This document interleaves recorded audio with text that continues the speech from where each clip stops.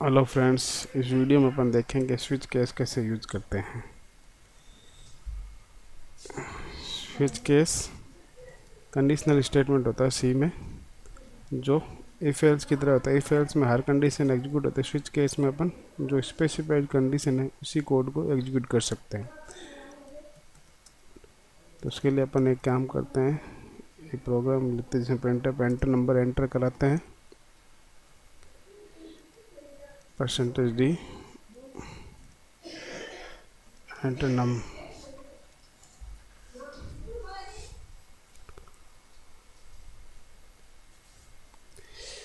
Number read किया।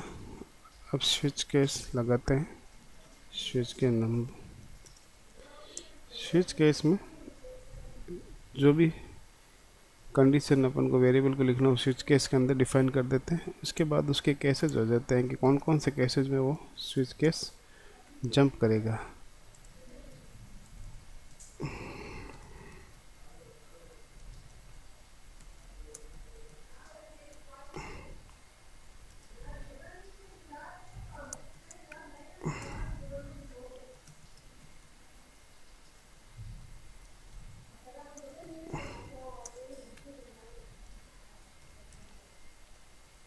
ये अपन ने कोड लिखा है जिसमें दो केसेज है, case 1 and case 2।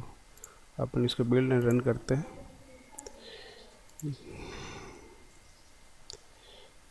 Build run करते हैं, एंटर नंबर 1, एंटर नंबर 2, या एंटर 2।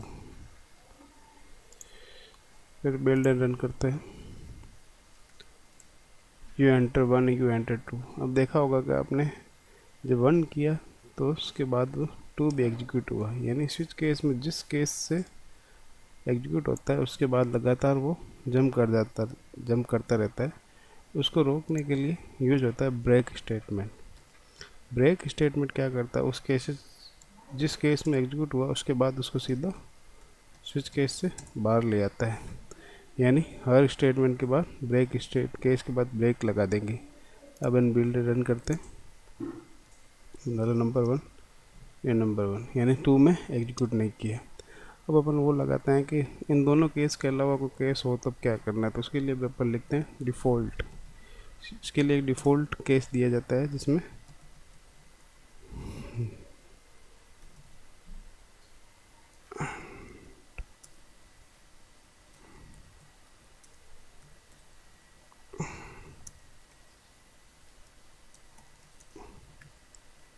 यानी यू एंटर नंबर एक्सेप्ट 1 और 2। अपन 3 एग्जीक्यूट करते हैं, यू एंटर नंबर 1 और 2। यानी अगर कोई भी केस नहीं मिलता है तो वो सीधा डिफ़ॉल्ट में जाके एग्जीक्यूट होता है। उसके बाद भी अपन ब्रेक स्टेटमेंट लगा देते हैं। अगर लास्ट स्टेटमेंट है इसलिए कोई फ़र्क पड़ा नहीं इसमें। या स्विच केस के लिए अपन या तो इंटीजर वैल्यू डालेंगे या कैरेक्टर वैल्यू। कैरेक्टर को भी अपन स्विच केस में यूज़ कर सकते हैं, जैसे के नंबर डाला उसकी वैल्यू को भी अपन यहाँ एक्सक्लूड कर सकते हैं। जैसे अपन ने लिया सी कैर, एंटर कैर। अब स्विच नम यहाँ लिखेंगे ए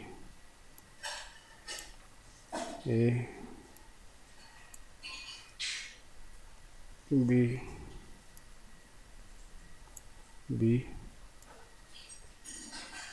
ए और बी। अब इन बिल्डर रन करके देखते हैं, एंटर या एंटर ए।